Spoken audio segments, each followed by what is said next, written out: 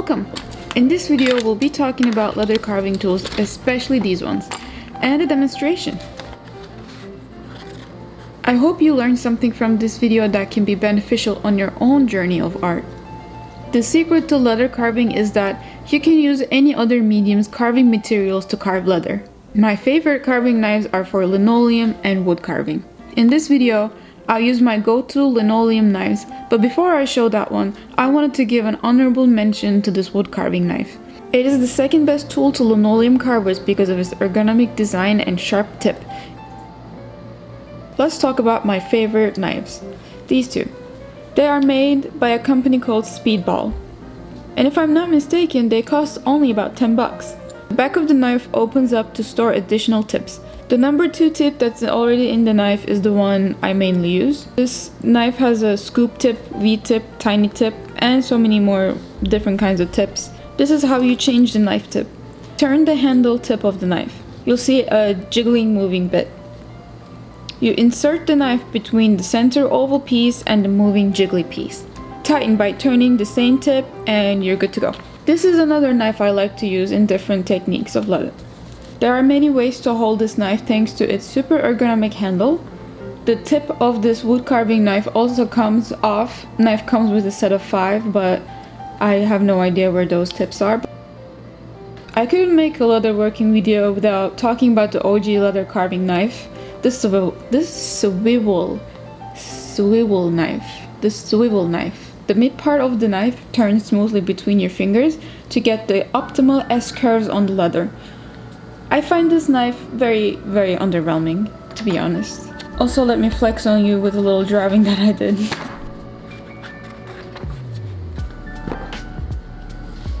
This is the leather I will be using today.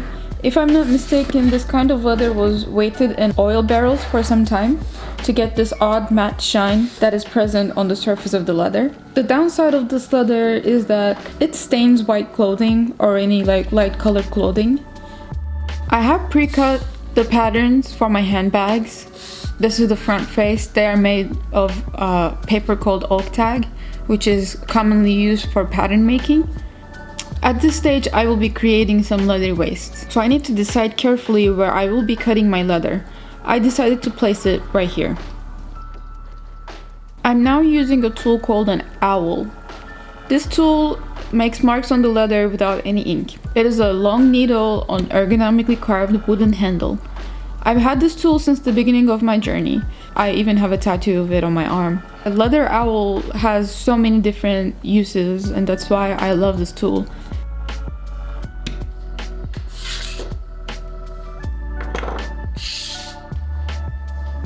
Now that I have my pieces marked, I will cut them out, ideally on a self-healing cutting mat. I don't have one of those right now because I quit leatherworking 2 years ago. I picked it back up because I don't know. I still have leather in my hands and I think I need to finish them. So now I'm just using a wooden board to cut my leather on, which is not ideal. As my cutting tool, I'm using the thin alpha blade knives. I don't like to use the fancy leather cutting tools because they can't cut circular patterns in a smooth and beautiful way.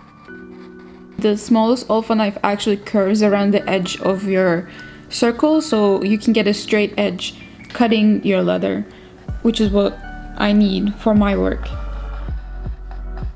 When you're working with leather, you want to be careful not to make mistakes you can't take back, because once you mark leather wrong, you can't take it back.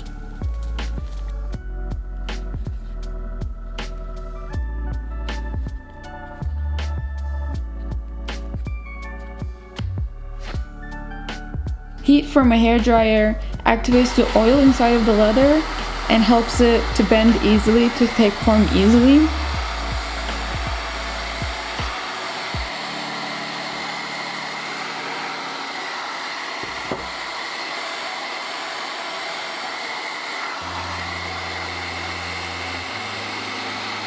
It's time to carve the leather.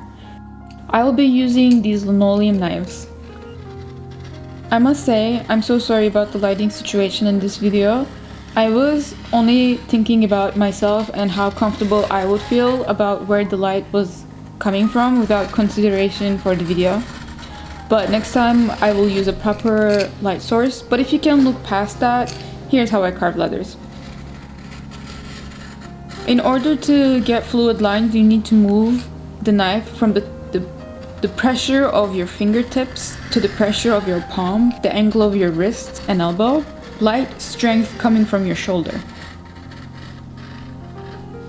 Imagine your arm to be a snake. That is how you get beautiful flowy lines.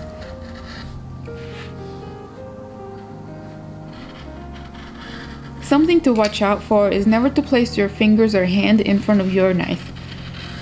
I mean, it sounds obvious, but when you're not paying attention to where your hand is, the hand that you're holding your leather piece with, it can really get messy really fast. It happens, so watch out. The goal is to, take it slow, enjoy the process. Making art should be about joy half the time and self-deprecation the other half. With that being said, I leave you now with the rest of the carving demo. I hope you have a good day. If today's your birthday, happy birthday.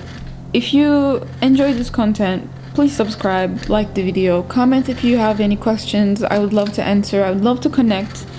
And as my friend Rosie says, namaste, namasko. Bye!